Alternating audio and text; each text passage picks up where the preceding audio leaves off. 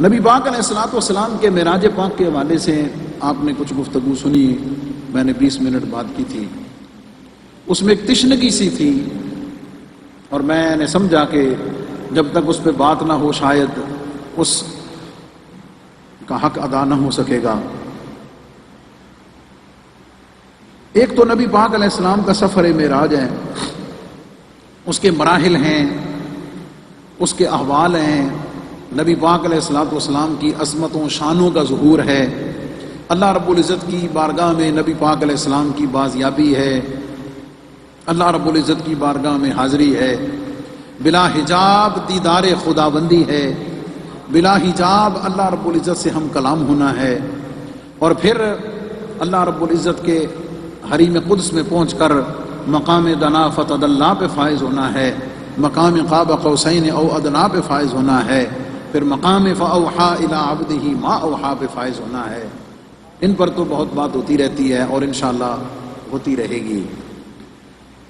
نبی پاک علیہ الصلوۃ والسلام جب اس مبارک سفر سے تشریف لانے لگے واپس، تو اللہ رب العزت نے نبی پاک علیہ الصلوۃ والسلام کے ذریعے سے حضور علیہ السلام کی امت کے لیے ایک تحفہ عطا فرمایا۔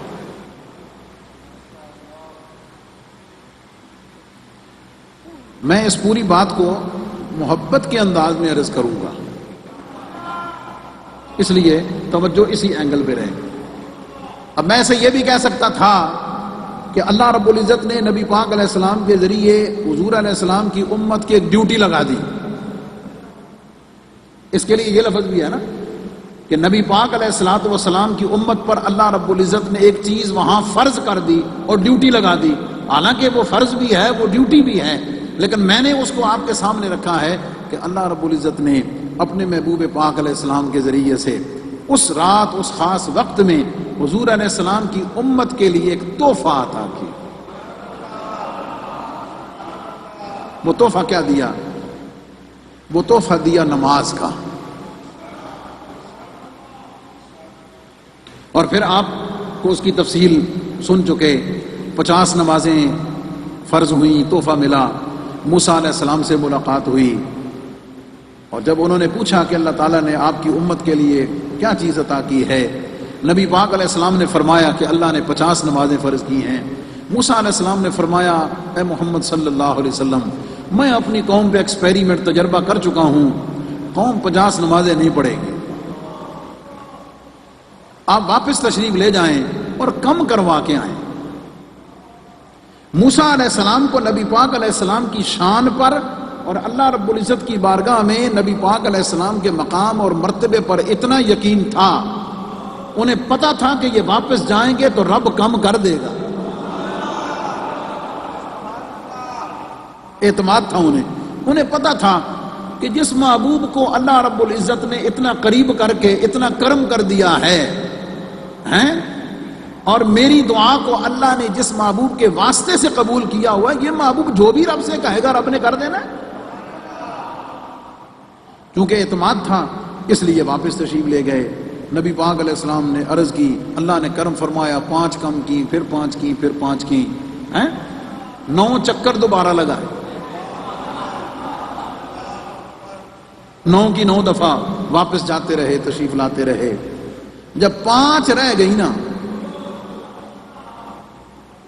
موسیٰ علیہ السلام نے فرمایا حضور پھر جاؤ، آئے آئے آپ واپس تشریف لے جائیں۔ جب 5 رہ گئیں تو پھر فرمایا، کئی تو سوچ دے حسن و ٹور نہیں جانتے کیا مسئلہ تھا، لیکن کیوں نہیں گئے؟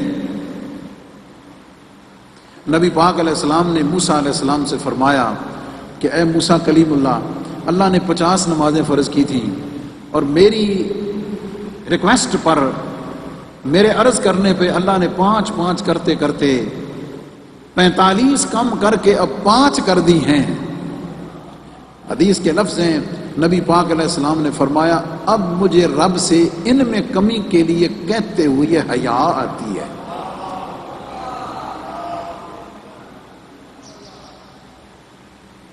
کس بات کی حیا آتی ہے؟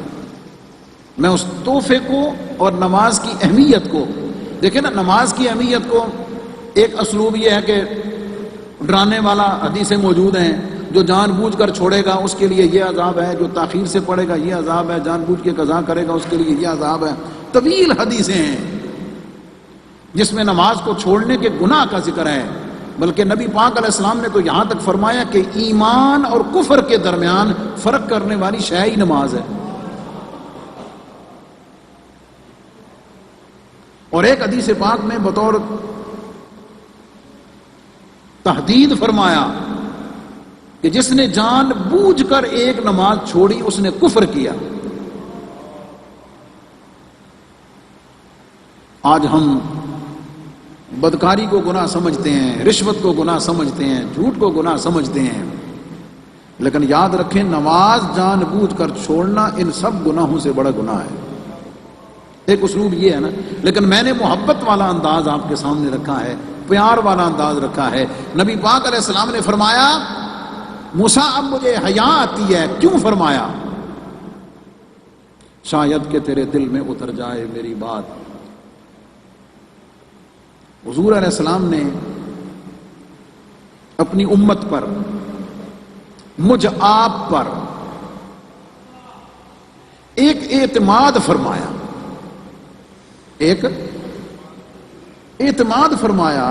اعتماد یہ فرمایا کہ جب میری امت کو پتہ چلے گا، بتایا جائے گا کہ 50 فرض ہوئی تھی اور میں محمد مصطفیٰ صلی اللہ علیہ وسلم نے اللہ کی بارگاہ میں بار بار عرض کر کے کم کروا کے میں نے 5 تک میں لے آیا ہوں، تو میری امت اتنی گئی گزری تو نہیں ہوگی کہ جو 50 سے 5 پر لے آیا ہوں. تو اعتماد یہ فرمایا میری امت اتنی گئی گزری تو نہیں ہوگی کہ 5 بھی نہ پڑھ سکے.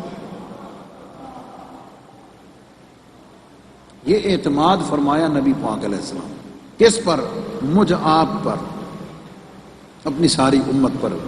ایک اعتماد فرمایا کہ یار اتنا تو کر ہی لیں گے، اتنا تو کر ہی لیں گے، 5 تو پڑھ ہی لیں گے. جبکہ ساتھ انہیں یہ بھی بتا دیا گیا کہ اللہ رب العزت نے فرمایا محبوب ہماری بات حکم تبدیل نہیں ہوتا، تیری امت پڑھے گی 5 لیکن ثواب میں 50 کا ہی عطا کیا کروں.